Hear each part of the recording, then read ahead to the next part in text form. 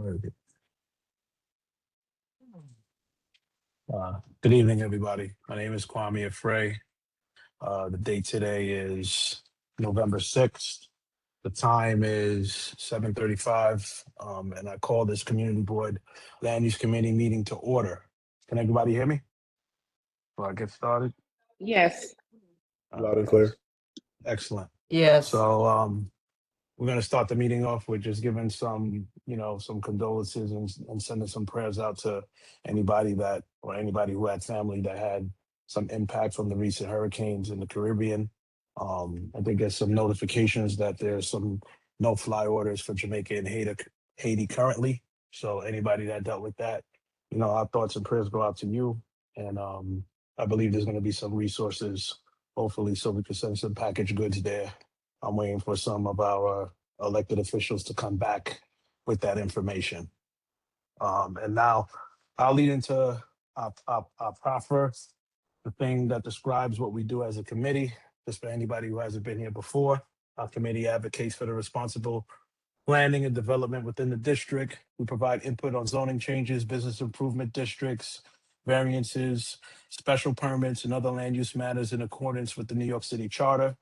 We strive for balance and the preservation of our community's character with the need for thoughtful development that benefits all residents. Our responsibilities include landmarks, historic preservations, housing issues, and budget matters related to HPD, the DOB, and the DCP, right? We'll get into some news. I did get a notification about the IBX. They will be having another public hearing in Brooklyn on November 20th at the Brooklyn Public Library at Sunset Park. I believe they had another, I believe the other one that was in Brooklyn was at the same location. They did mention inside of the invitation that that even though that this is happening during the public review comment period, there won't be an opportunity to formally review or make comments in person. They've created some system where you'll write your answers down, submit them, and then they'll formally respond to your comments in time. I believe you have to do that on the website, and to get access to the particular meeting which I'm speaking of, they'd like you to register, but I'm pretty sure if you were to show up, you would not be denied entry. Following that, on October 30th, we all know about the rainfall and flooding that happened throughout New York City. It was a combination of having subsequent rainfall over a certain period, but the accumulation of water actually occurred during a 10-minute period where we got a drastic amount of rain within a 10-minute period, which overflowed all of the infrastructure and made any debris go over the catch basins, which ultimately left some serious areas in Brooklyn flooded. The total rainfall was approximately 2 inches, and the concentrated burst overwhelmed not only the storm drains, it flooded several basements in Brooklyn, causing 2 casualties in the process. We've spoken about our infrastructure needs, but we also need to start having a conversation about how frequently we have these recurring freak weather incidents, right? Rain, it's been raining. I mean, we all know that, but having a burst of rain that delivers that amount of rain in a short period of time isn't as common, at least that I can remember in recent times. We knew that a lot of catch basins got flooded, some substations got overwhelmed. I believe even our community board office caught some rain and had about 4 to 6 inches of rain inside of it. So we weren't excluded from being affected by that, along with the stranded vehicles that happened. There will be a question period, and I'd like to know if anybody was affected and how so, and what caused it, if you knew so, outside of the actual rain happening in a short time frame. If there was something you noticed, if there was something that could have been prevented to alleviate it, but I don't know if anyone could have predicted that that would have happened in that short time frame. The next topic of discussion is the ballot proposals. We know on Tuesday night, we will be going into 2026 under a new administration, which was always going to be the case. The mayor-elect Zara Mandani will be taking office, but this conversation is leading more towards the ballot proposal questions, which were associated with your ballot for voting, right? We had a discussion at the last meeting. I'm not sure if you're aware of the results of the ballot proposal questions, so I'm going to go over that now, and I'll follow up with how it affects us as a committee moving forward. And hopefully we could come up with some suggestions of how to deal with what I perceive will be coming. So ballot proposal number 1, which had to do with the Adirondacks Sports Complex, passed with 52% yes. Ballot proposal 2 also passed, which is to fast track affordable housing to build more across the city with 58.3% voting yes. Ballot proposal 3, simplify the review of modest housing and infrastructure projects, passed with 56.8%. I'm kind of surprised that these passed like this. Ballot proposal 4, establish affordable housing appeals board with council, borough president of the borough and citywide representation, also passed with 58.3%. Number 5, create a digital map to modernize city operations, passed with 73.3%. And number 6, to move the elections to the presidential years to increase voter population, failed, with 53.1% voting no for that.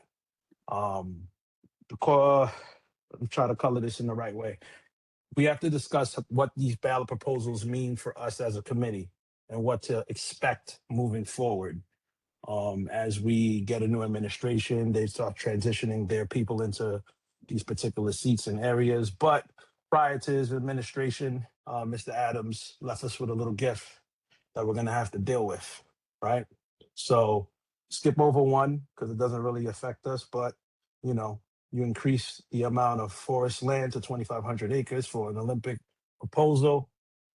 Land could always be used, right, for other items. We won't have to deal with the idea of having a white elephant in the forest like other Olympic cities, right? Number 2, fast tracking affordable housing to build more across the city. As a committee, we're going to have to be prepared to review more projects in a more rapid pace.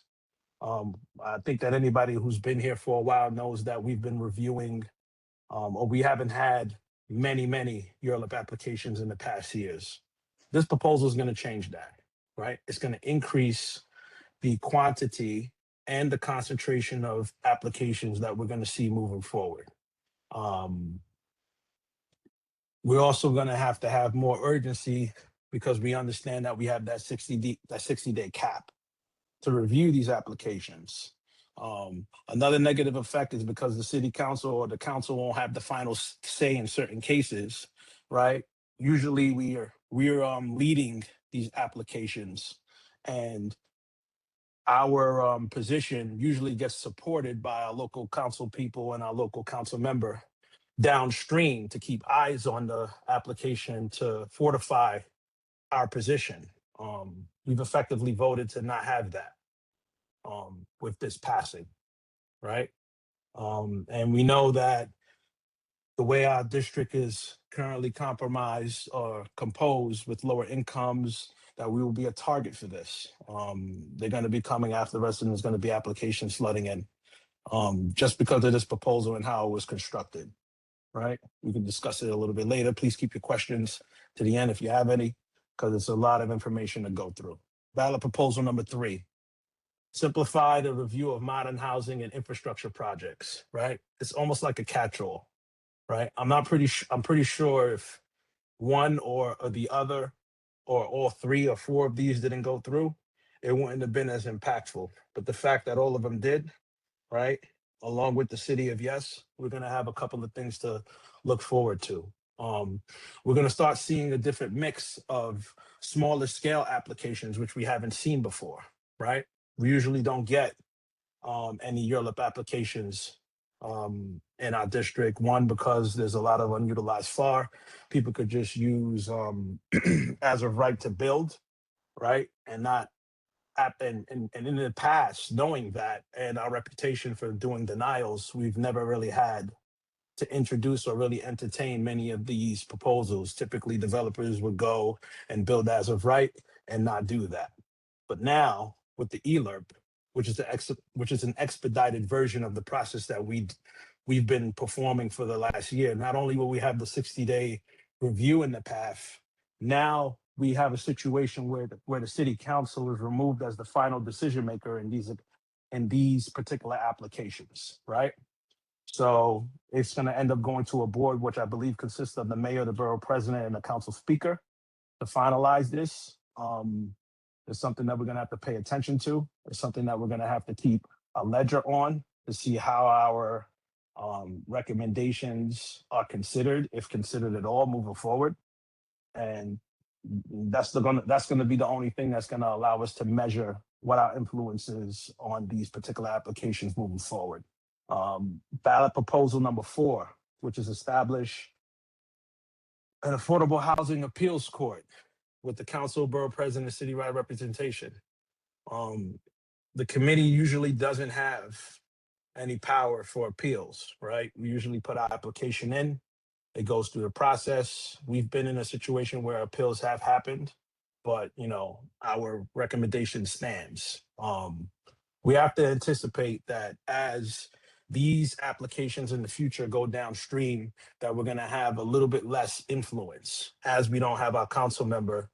Well, effectively, they've been muzzled, right? Even though they can speak, they don't necessarily have the final say, and they can't influence their constituents and their comrades to favor or support us, right? It's going to be interesting to see how that changes the transformation. I kind of feel like a good job wasn't really done to educate the voting populace on what they were voting for, because I'm pretty sure if they understood, it was worded, I'm going to say it was worded very eloquently, and all of the information was in the beginning. And then if you didn't read and run through the tape, you didn't really understand what you were actually saying yes to, right? Number 5 is the digital maps, which I think will actually be a benefit to us, right? We utilize some of the city systems now. If there was something that could bring all of that into one place and we could separate the issues via layers, we'd be able to identify the issues that we've been dealing with for a while. And it could streamline anything from infrastructure issues to zoning, to parcel information, even potentially sanitation and their routes. I mean, all of these, or maybe even the police officers and the NY and the FDNY. All of these agencies are currently being tracked and monitored anyway. So to display that information on the app in a not intrusive way could be beneficial for us as a committee, being that we utilize that information to find various things when we're trying to find issues with land, even in Commerce's case, for someone that doesn't go to the meeting, if they want to look up a particular business to see its history. We don't really know what that's going to look like, but I don't anticipate that that's going to be ultimately a bad thing. And number 6 was a no, which I was actually shocked by, being that everything before was a yes. The offset years, in my opinion, are good, right? You get to see how administration performs. You're not really in line with the political dollars and the all of the stuff that surrounds a presidential election, right? It usually comes in waves, and being a little bit offset from those waves, I think will be beneficial. It allows us to adjust. It allows us to kind of see how administration is behaving and then move accordingly, to not be totally in line. I'm pretty sure if this election happened last year, the person that's sitting in the chair or will be sitting in the chair wouldn't have won. I think that we could all agree to that. These are the things. Hold on a second. Yeah, I did look into the lithium battery factory. I didn't get any input back on that. I mentioned the IBX project. I did reach out to somebody about the rideshare programs. They've been rolling them out and taking spots away from certain residents. That's obvious. We knew that. It doesn't seem to be increasing at an alarming rate, but it is increasing. People are losing some parking spots. I'm not really sure why they wouldn't use anything that's muni meter to facilitate a project like that, but it's all money based. We know that. That's all I have in front of me now. and I open the floor for questions for anybody who has it. You can start by raising your hand if you have some, or I'm gonna review the chat now. Anybody?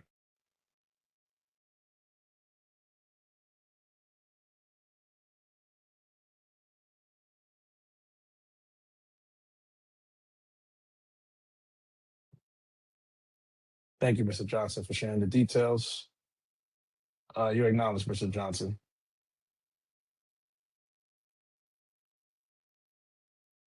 Mr. Johnson?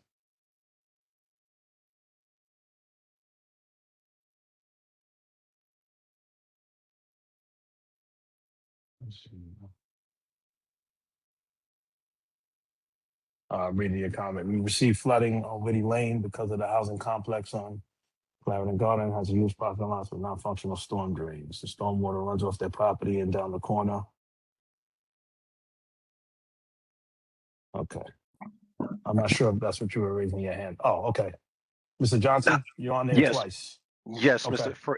Can you hear me? Yeah, I can hear you now. Okay. Yeah. Now I'm not sure if the community board does it, but when we have elections and it seems that they want to get a little funny with the language, is there any way we can just put it out to the community in layman's terms what it is that they're actually trying to achieve? That way, when, the voters go to the polls and they're reading, these descriptions and, they're not really sure what it's about, at least they kind of get an idea of what's going on. Yeah, we actually attempted to do that. We actually held the town hall trying to spread the information on it. Okay. A lot of it didn't have really good turnout per se, because by the time we actually had the ballot questions in hand and we started reviewing it, it was kind of close to when the early voting period started. But we did attempt, or not even How attempt, we did have a town hall. how was the community notified? I don't recall receiving any emails about that. I believe it went out via flyer and subsequent to anybody that was on our email thread. Naushin, could you input on that? It went out to everyone on our mailing list. So that's, if you got tonight's meeting, then you're enrolled in our newsletter. And I sent it out a couple of times, like 3 or 4 times. It was also on our website and stuff like that too. And we mentioned it too a couple of times during the meetings, general board meetings and such. Oh, yeah. I don't recall. Okay, and the second thing, I don't want to take up all the time, but now regarding this flooding situation with Clarendon Gardens, it happens every time we have a huge rainstorm. Now, what happens is I contacted the city, and according to the buildings department, they have to have a representative actually see the storm drain and the sitting water. But the thing is, by the time they arrive, everything subsides, evaporated or subsides, and we don't have a leg to stand on. So, I mean, do we have any options regarding this? We could contact our representatives at the DEP. It's definitely Okay. a storm drain issue. Oh, it's definitely a storm drain issue. I took photos, I took videos. According to Is the this the building same issue department, from before that we was from several years ago when we had something similar? The last intense. it probably is, because they're the main reason why we're having flooding issues over here, because the property owners refuse to unclog their drains on that property. So everything just, I'm talking about, they have maybe one drain and it's clogged, and everything just is running right off their property down to the catch basin on the corner, and then before you know it, within minutes, we're pumping water out of our basements.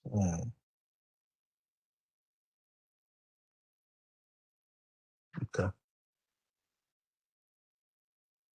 Yeah, I feel like we spoke about this before. I'm gonna ask Naushin now. Can you just put that on the list?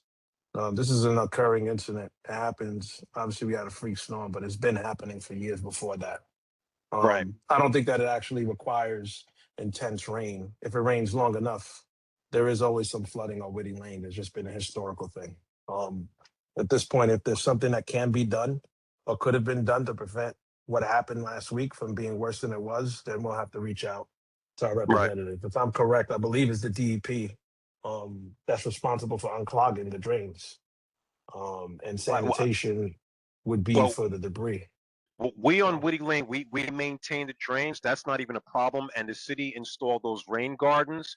That mhm, helps with the rainwater coming from Avenue D. That mhm, helps. But it's just Clarendon Gardens. That's the main okay. issue.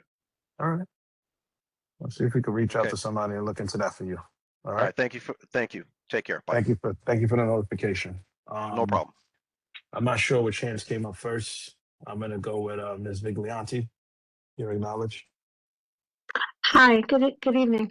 I noticed that we had our street regraded about 3 or 4 years ago, and since then we've had incredible flooding.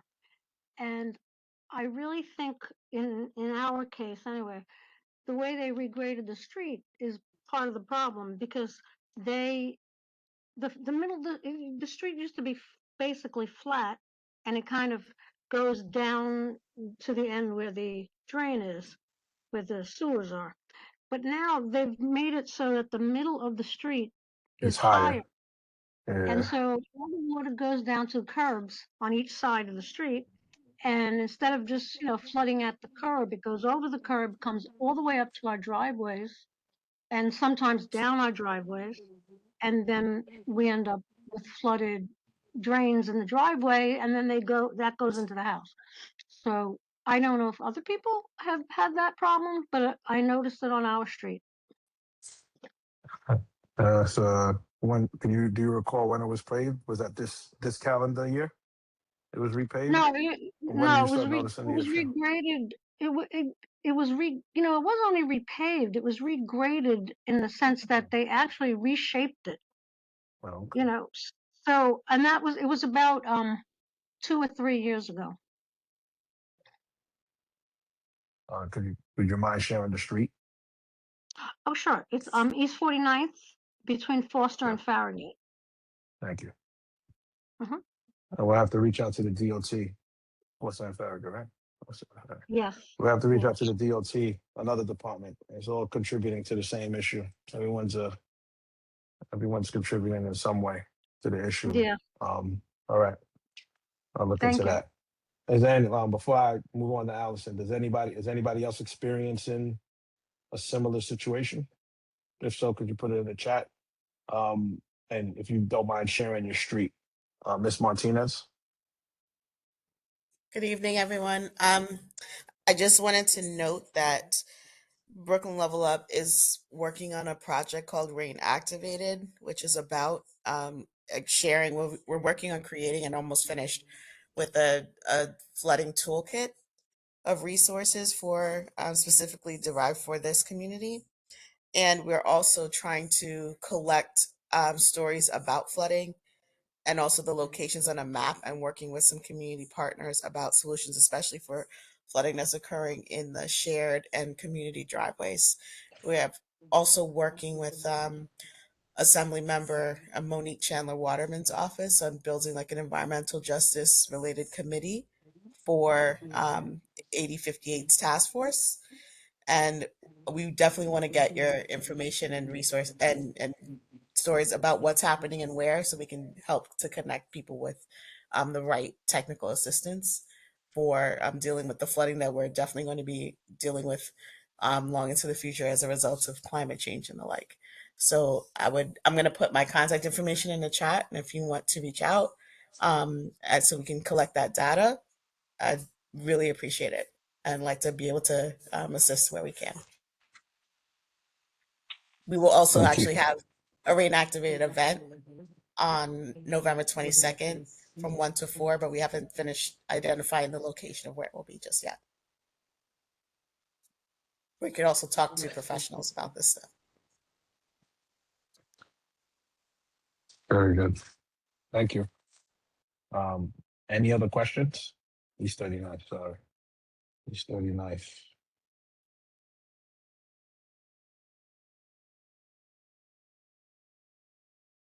Ms. Erskine, could you speak to the nature of the flooding? Do you know what the cause is? So we can direct the, sorry. Can you hear me? Am Yeah, I can I, hear you. okay.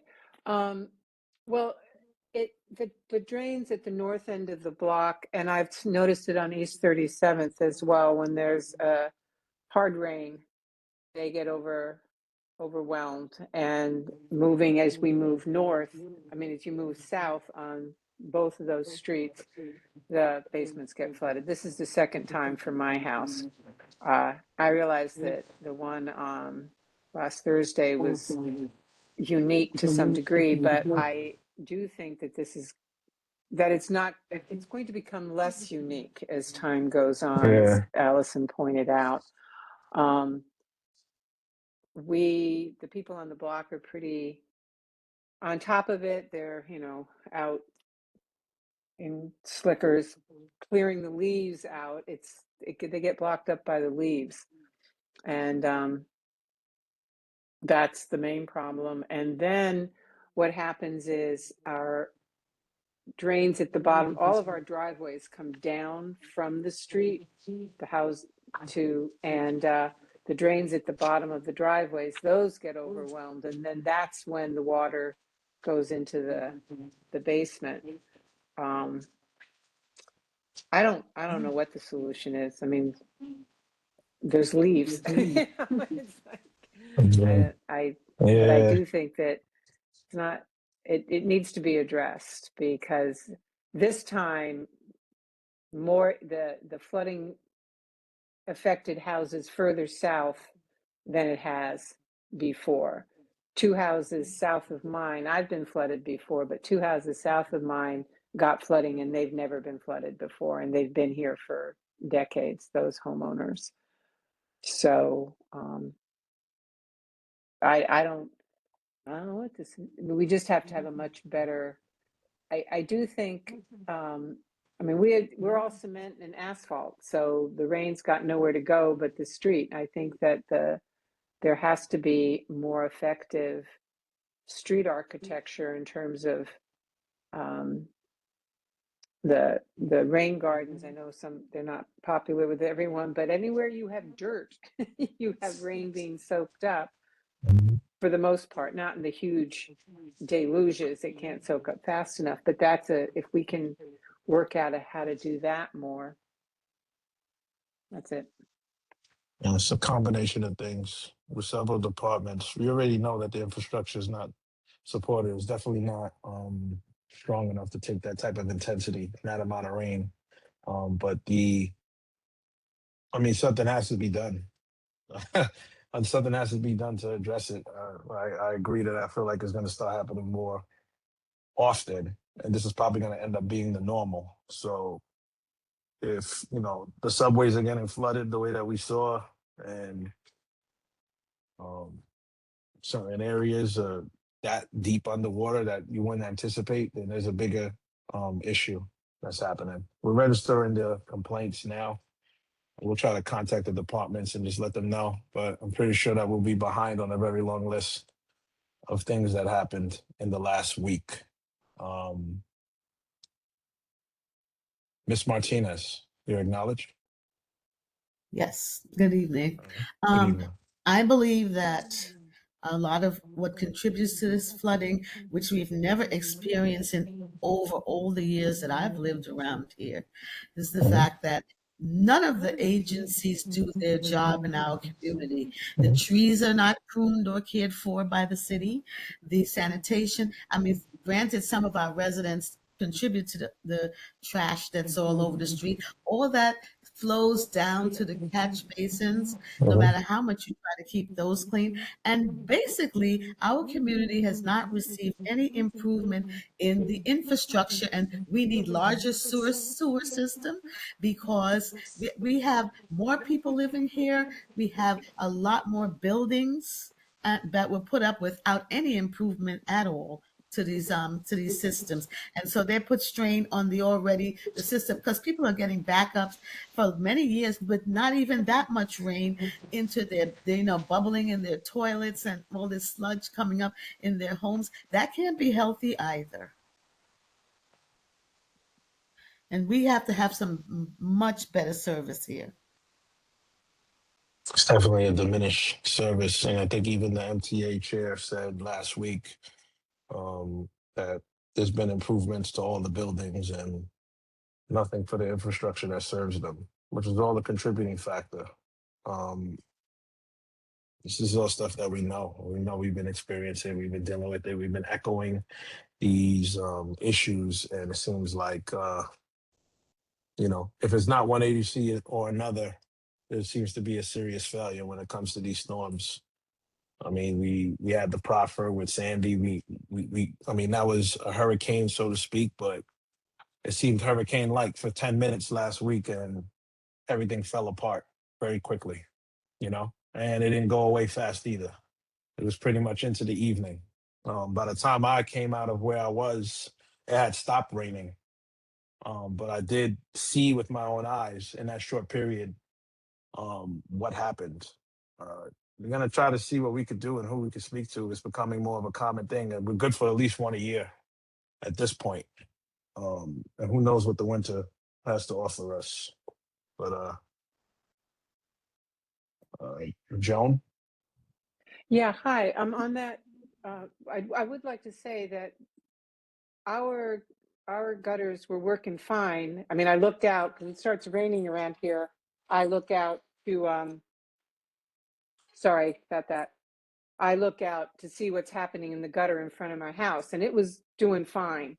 And I went down to my basement, and it was fine. I came upstairs. 2 minutes later, I went down to the basement, and I had 1.5 feet of water there. So it happened very fast. Mhm. So that's something, but with that, we can't say, oh, this is unusual. It's like that's going to start becoming more and more a case. But the other thing I wanted to say was, we're going to be talking about how we're going to deal with the new rules on housing going up, and there's going to be less review. There's going to be less people looking at it, and this is something, when they put in this new housing, we have to figure out a way. I think it would behoove us to figure out a way to say, you have to look at the infrastructure, you have to look at the drainage, you have to look at the plumbing, you have to look at the electrical, demanding that the developers or the people who want to put in these added units address those issues, because Hazel is exactly right. They come in, they put in more stuff,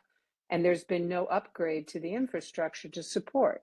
So maybe it would behoove us to figure out ways to make that front and center when the people who now have the power, which is going to be predominantly the mayor's office, weigh in.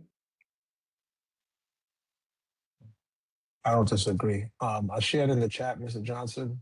There's something that was installed in our neighborhood a couple of years ago during the storm or shortly after. It does register and historically monitors the flooding in various areas within our district. I think that we have about 5 or 6 flood.net registers. I believe if you log in, you'll get the historical data, and it does show the accumulation of water. Not everywhere, because they're not on every block, but they are spread out enough. If not, I think that we probably need even more of them installed, just so we can have a historical record to prove not only through our videos and our experiences, but with data, what's actually happening here. So give that website a look. It's something we discussed last year. Every so often I do go on there, and it is registering rainfall. It's doing what it's designed to do. Ms. Martinez? Oh, well, I know about FloodNet. I mean, in the beginning, they didn't have any in our community, and I just happened to go with Allison to something and realized that none were in this community. And if you don't inform them of where you need it, we will not have them in our community. And the other thing is, our community does not file Enough. complaints with 311, and that is something that you really have to impress upon people, because they use that as data to do whatever else they're going to do. So Sure. they don't know that your basement was flooded if you only complain to your neighbor. You have to get a complaint number. It is important. The 301 calls, as annoying as they are, as inefficient as they seem, is a data point, and probably one of the only data points that especially the mayor offers uses to register and acknowledge issues. This should be the first step in most cases. And obviously, if it doesn't happen there, then the next step will be to contact us or the board office to to take it a step further. But it should be the initial step with any complaint, regardless of the um, agency, and at least you have a registered complaint somewhere. You know, it's something that we have to. It's true that we need to inform everybody that that should be the step, and that should be the steps that are taken in that order. The only way to show an issue is to have the data to back it. Sometimes the stories aren't enough. What do we have?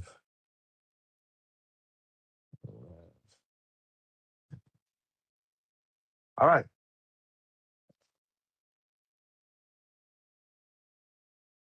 I think we can go into. Let's see how many people are here. Sorry. Into the meeting minutes. We can do that. Everybody had the chance or the time to review the meeting minutes from last meeting. If somebody call for a motion to approve the meeting minutes. I move to approve the meeting minutes. Joan Erskine. Do we have a second? Allison Martinez, second. All right. Is any debate or any amendments or adjustment that need to be made to the minutes at this time?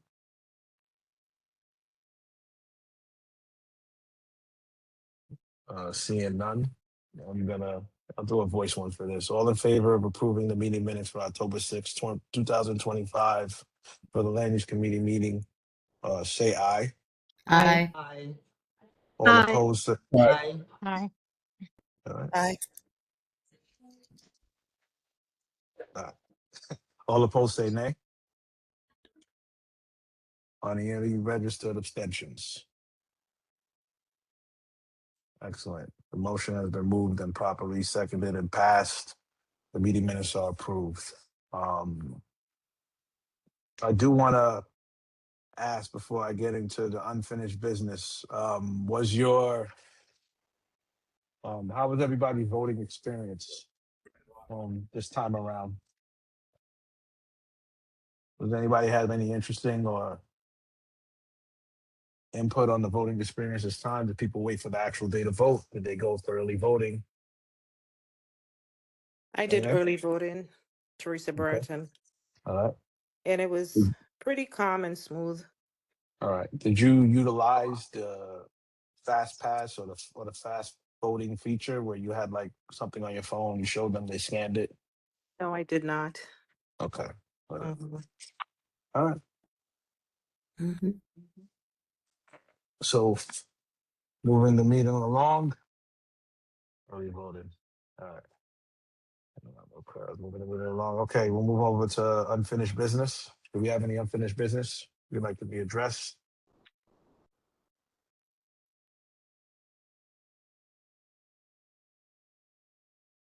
Anybody? That's it. Okay. Moving along to new business. Do we have any new business?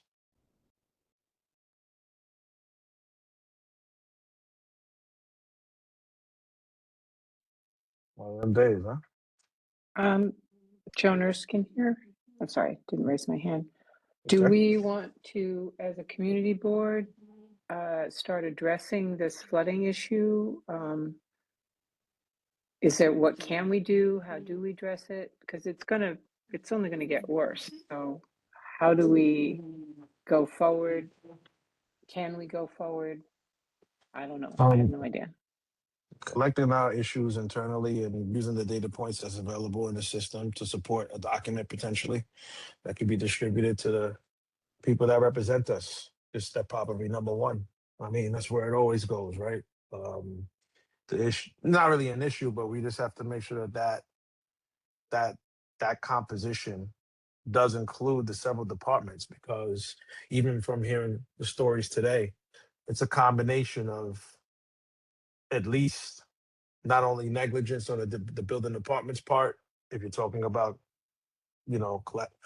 Clarendon Gardens, then you have flooded catch basins that are not clogged, which is the EP, and you have sanitation. As long as we start the conversation, um, which I actually have to get with the other chairs to see what their experiences are. I have to speak to Mr. Hill and Dr. Renault, which I don't believe is in right now, to try to, get everything together and start there. We've done it in the past.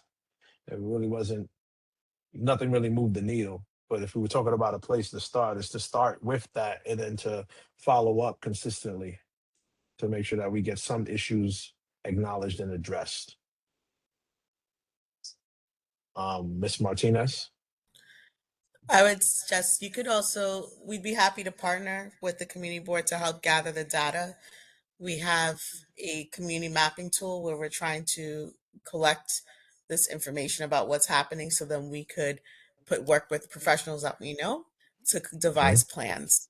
Some of that will obviously involve working with elected officials for larger actions, but we need like a neighborhood scale plan.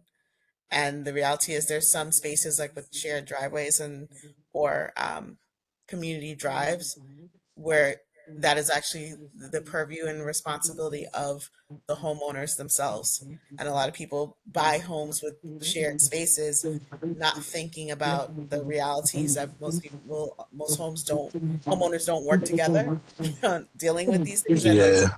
shared driveways and the like often fall into disrepair and are not able to soak up, obviously can't keep up with the rain, and there may have to be some decisions made about what mitigation solutions are available that they could work together. But that also takes people collaborating together, looking for grant opportunities or low cost loans. And we're trying to figure out what a good strategy could be to support that work. Also with, I do think that the accessory dwelling unit program that it was approved through City of Yes will provide an opportunities with basement apartments for people to think about how they could legalize those basement apartments and address flood mitigation issues at the same time. So that may be a strategy that people could use in the here and now, as opposed to, just hoping that some solution is going to appear through an elected official's office alone. But if you want to collaborate on that, we're happy to do that together. Yeah, we would love to collaborate. Okay. So that being an issue, we'll reach out. And it's something that we obviously need to address. It's a community-wide issue. It's not just something that we deal with here. I'm pretty sure there are complaints and other issues happening in other meetings as well. Maybe we'll bring it up at the general board meeting. Unfortunately, the executive meeting passed the first Monday. I would have brought it up there, but we'll bring it up at the general board meeting and see if we can bring some attention to get behind it. Regarding new business, I don't think we have any new business. I don't think we had. Oh, we were originally going to have a joint committee meeting with the housing committee to go over a potential development that was coming to the neighborhood. One of the speakers did cancel, so that didn't happen. It would have happened yesterday. But I'll keep you apprised of how that develops. The office is trying to see if we can coordinate another date or seeing if they'll come out. It may be our next meeting, may be a joint meeting if we could get the dates and the timeframes in line with the data. None of the actual details for the development were shared outside of the general description, so it was nothing that I could share with you. We were going to be notified about that at the joint meeting time. So as that develops, I'll reach out to you, but it may be a possibility that next month's meeting could possibly be a joint meeting with the housing committee, depending on which date is the better date for the speaker. It could either be our normal day or a day prior, depending on how the month lands. I just want to share that information. All right. Hands. Hazel. Yes. Do you know where this development is or what it is? Because we listen to all these developments, but they don't really benefit our community at all in the end. There was some general information. It would take me a while to pull up the email. Max Notion. Do you have that information? Did they give us like a location or proffer? of where it was going to be, but I didn't see a flyer or any attachment. I don't recall seeing any attachments either, but I would have to scrub my inbox. Yeah, So if I find anything, I can get back to you guys. I can. type it in now. I don't believe there was much inside of the details, but let me see if I can pull up something really quickly. Because when, you had Bethany houses, you have Utica Crescent, none of them are really going to benefit our community. So we're just getting these things. All right. 2 applications submitted to the board. It's Colorant Flatbush Inc., 125 East 55th Street. And it was supposed to be a shelter on the north side of Vanderveer Estates housing projects for 128 That's not a families. project. Shelter to be sited north of Vanderveer Estates housing project. So they didn't really give a location for that. No, we have enough shelters. Yeah. So those are the 2 things. What was it? 128 families for children, nonprofit service provider, Samaritan Daytop Village, anticipated opening summer of 2028. That's all the information that we got. That should be enough. That's all the information that we got. So moving forward, you're looking at a potential shelter and you're looking at a project which doesn't really have much details, but it's 125 East 55th Street. If anybody's in that area, you can go to the site and see what kind of parcel it is. And hopefully there's some information we could even pull from that to see what the potentials are. But if they're bringing an application to us, the idea is that it's probably not going to be within the foregrounds or within the guidelines of what they could build there currently,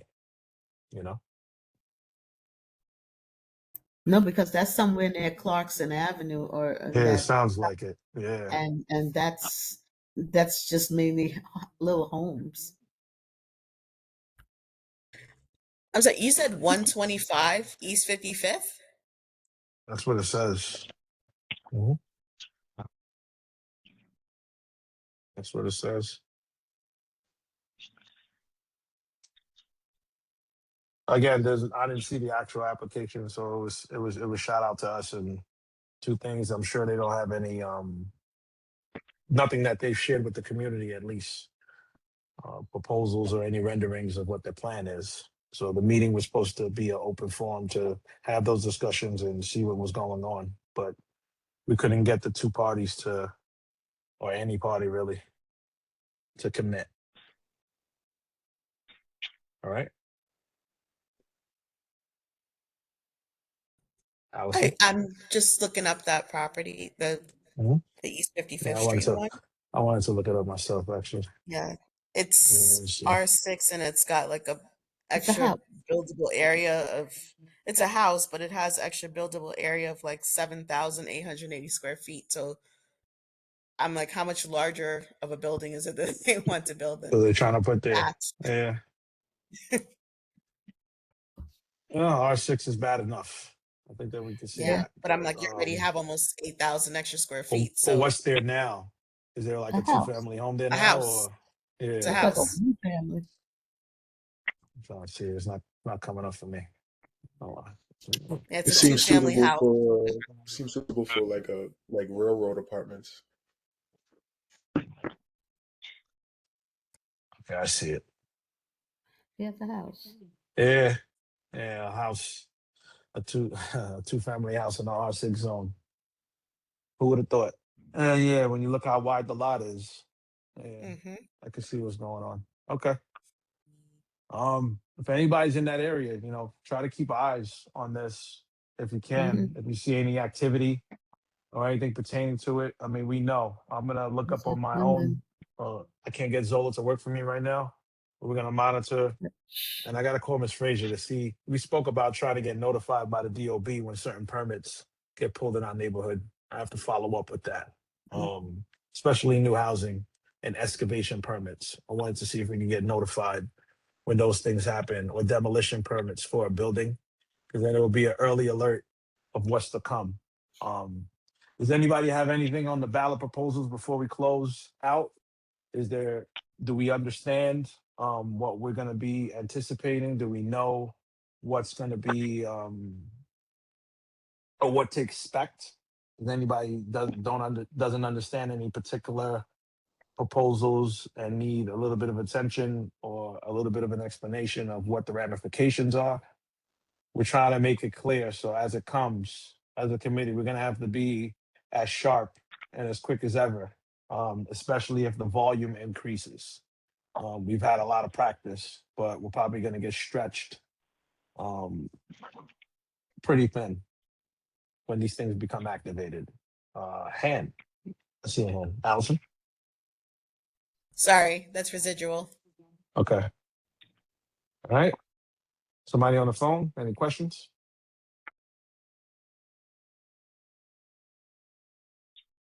All right.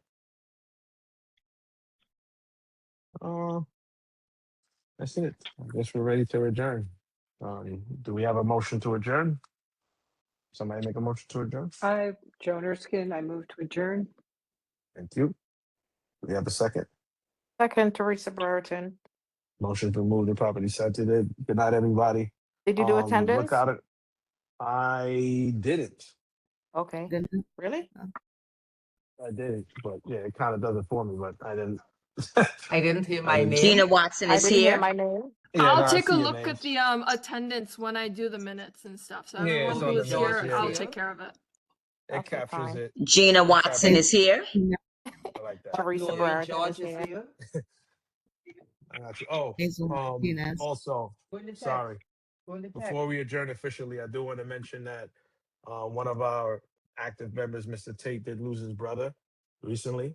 I believe he has. I don't have the details in front of me. I wanted to. He has his brother's passing. I think it's this weekend. I'm not sure. It's Saturday. Yeah. So It's Saturday. George Tate. Yeah. Anybody can share? It's Saturday morning at El Carib, at Carib Funeral Home on Utica Avenue. On Utica Avenue. Okay. And it is, So it's viewing is from 8 to 9 and the service is 9 to 10. all right. Anybody knows George And Tate it's- knows that he's always been supportive for us. He's always been there.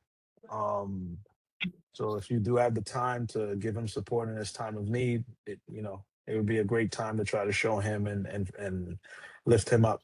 And at this harsh time, he would be here if he could, but it never gets easy. Losing people. I myself have to go out on my father on Saturday at his funeral, at his grave site. So it's something that you never get over losing family. It's not something that's easily it's not easy to manage. But we adjourn the meeting as such. We'll try to share that information. And I did take a screenshot of the name, so I have it. Just want to identify the person that was on the phone. You left me on this and you come back in the morning, right? All right, Miss Noreen. Person on the phone. Do you could have Gina verify? Watson down for attendance? I do. Thank you. Do you have Lilius Heron Robinson down for attendance? We have you. We have Ms. Viglianti, we have Noreen George, we have Rudolph Bentley, Teresa Brereton, Valerie, the Martinezes, Bree, CK. Just not sure who's on the phone. Noreen George. I have you, Miss George. I'm just not sure who's on the phone, but that's okay. The meeting's adjourned. You guys have a good night. Get in contact with me if you see anything. If anybody wants to have any more intimate conversations about the proposals, because you don't want to have it on a public forum, please just reach out to me. We'll speak about it. And I've been having these conversations even prior up to the election day. So if you have any questions, just feel free to reach out and have a good night. Good All right? night. Mhm. All right. Good night. Good night, everyone. Good night. Good night. Good evening.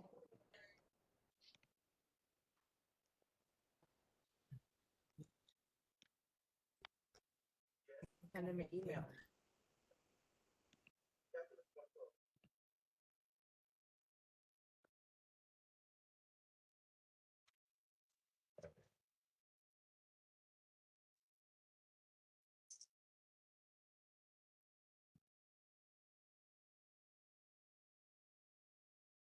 Hey, now, Shan, you there?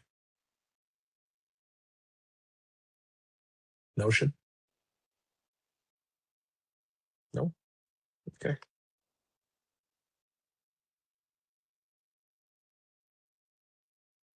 All right. Got it. Have a good night, Mr. Johnson.